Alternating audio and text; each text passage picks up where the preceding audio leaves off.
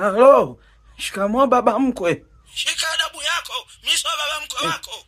Bila kupoteza wakati, unafanya kazi wapi?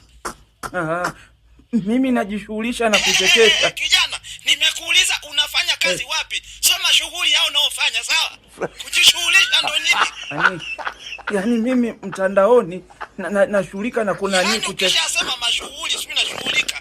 Unanivuruga kabisa. Nimesema unafanya kazi wapi? Wewe ndo itakushinda wewe.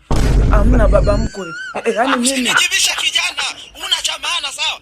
Achana na binti yangu, sawa? Na usinijibishe kabisa.